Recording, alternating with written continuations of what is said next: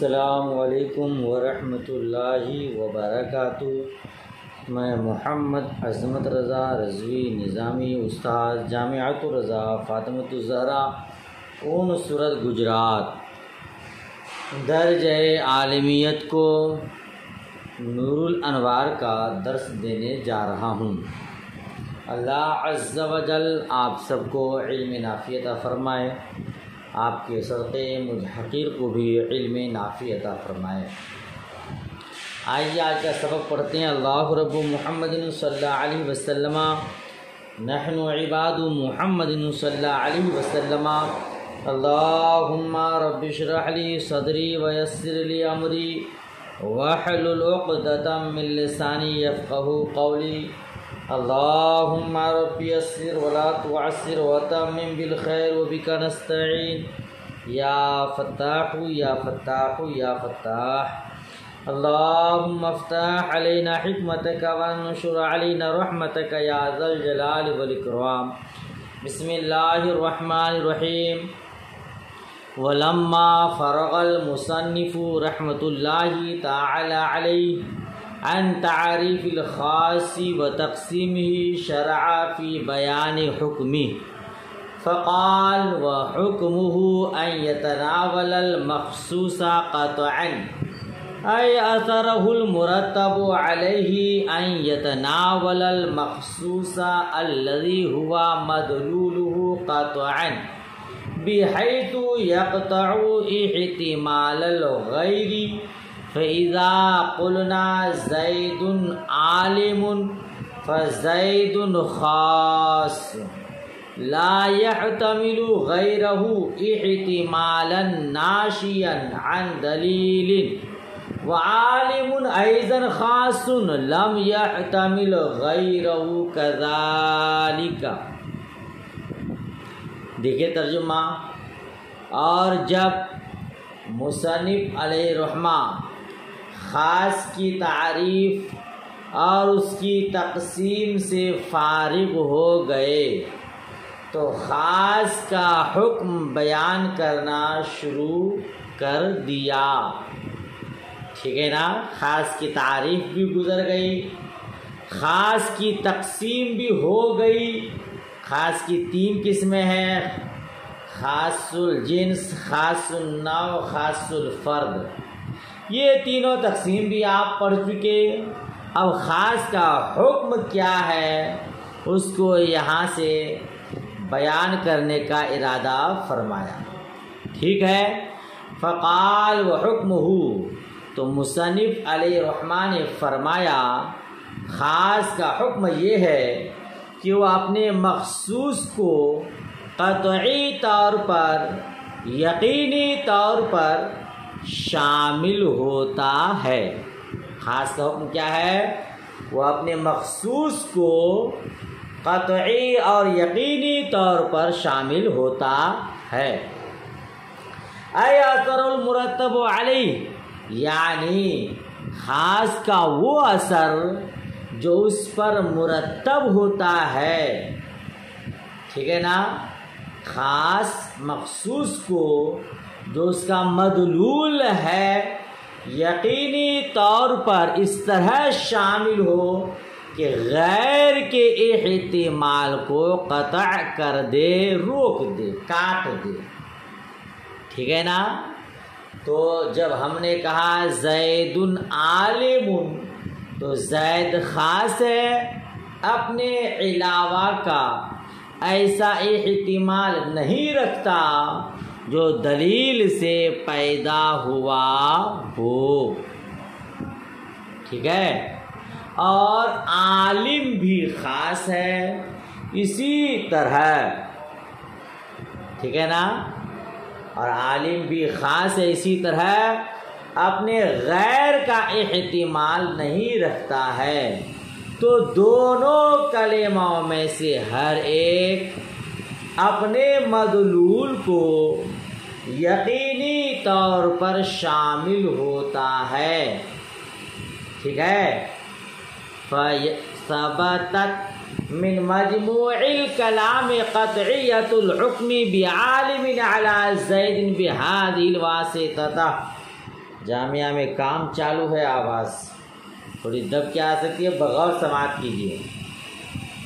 کہتے ہیں تو دونوں کلموں میں سے ہر ایک اپنے مدلول کو قطعی طور پر شامل ہوتا ہے، لہذا مجموعے کلام سے زید پر عالم ہونے کا حکم اس واسطہ سے قطعی طور پر ثابت ہو گیا۔ ترجمہ ہوا، مفہوم سمجھیے پھر سے۔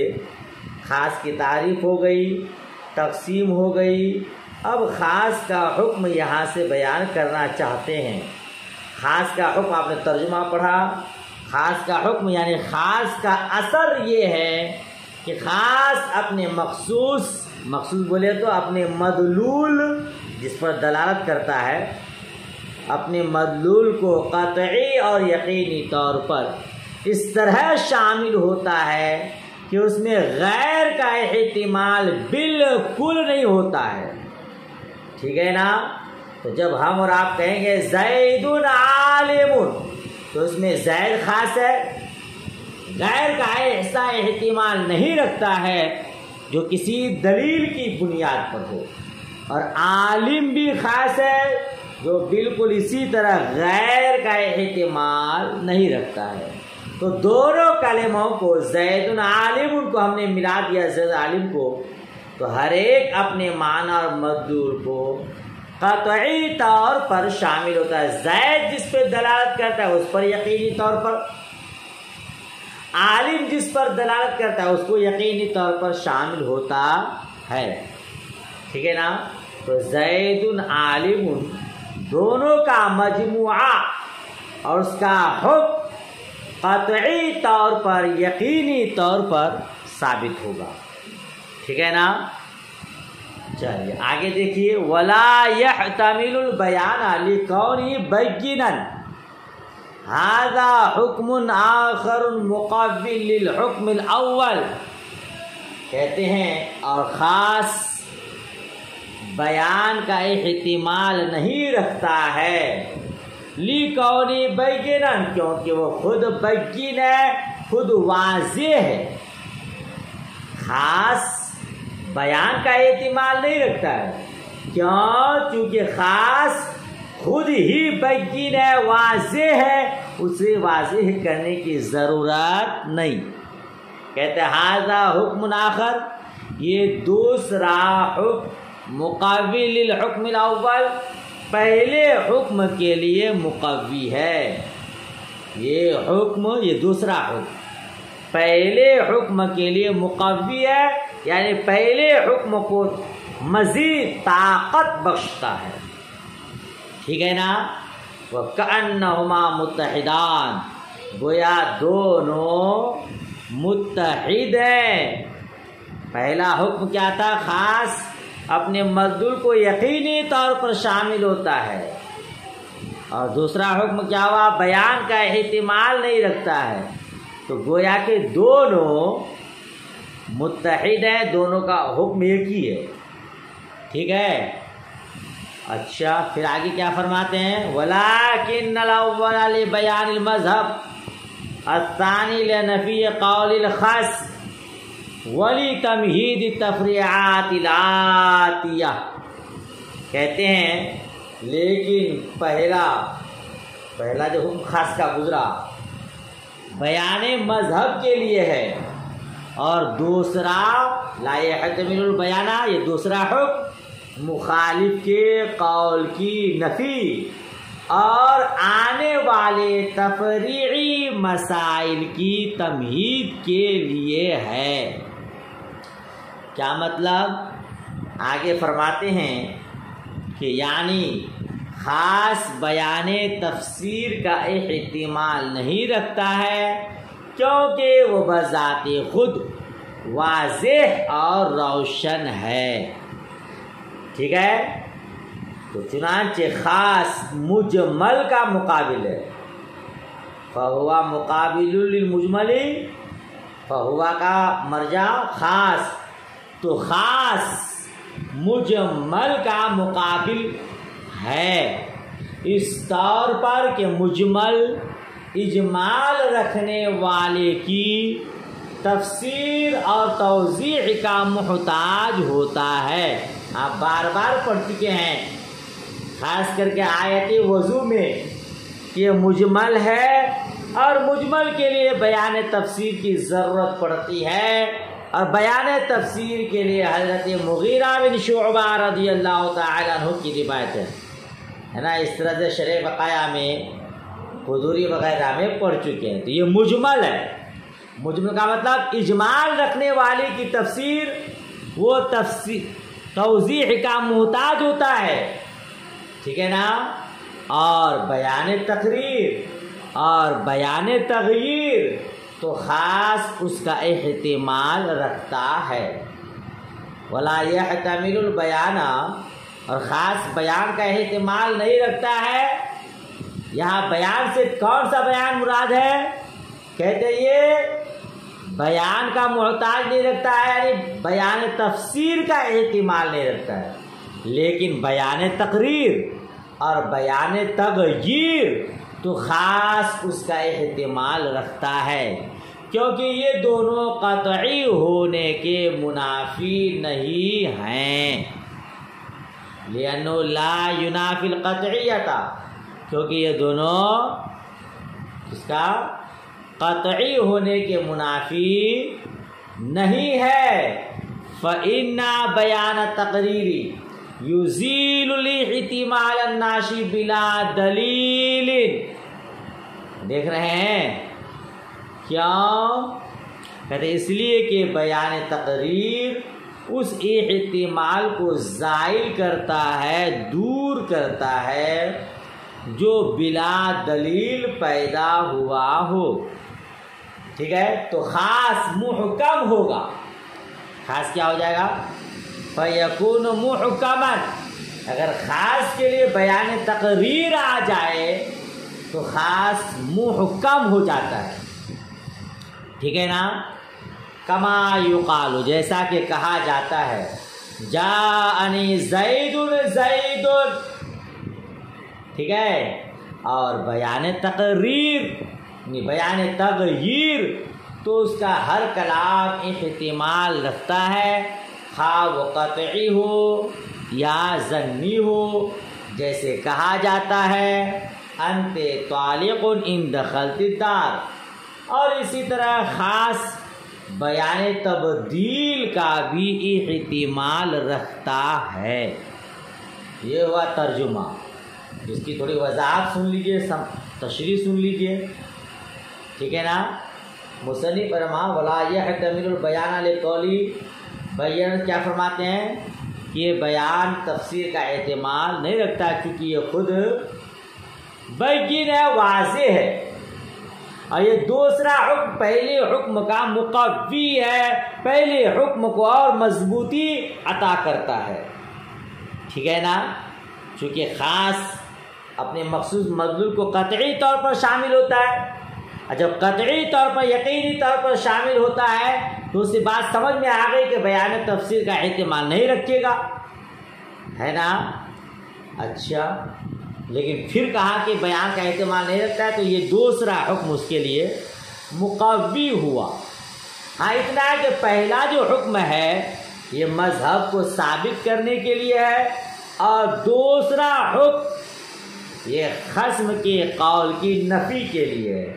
اس کو سمجھیے، دیکھیے گا، پہلا حکم کس کے لیے ہے؟ مذہب کو ثابت کرنے کے لیے۔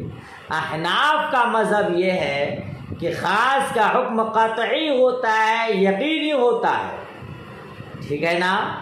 اور امام شافعی رحمۃ اللہ تعالی علیہ، شیخ ابو منصور ماتریدی کے یہاں خاص کا حکم ظنی ہوتا ہے، ٹھیک ہے۔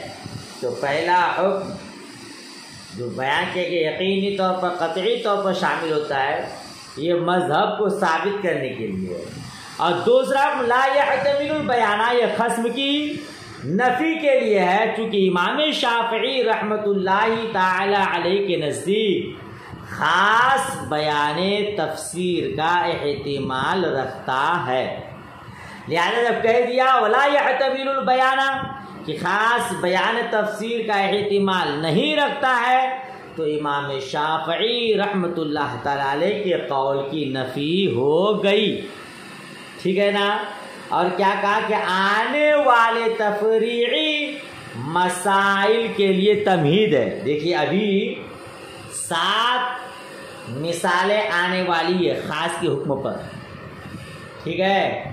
تو پہلے 3 مسائل کی تمہید کے لیے ہے، اور پھر 4 تفریعات، 4 مثالیں۔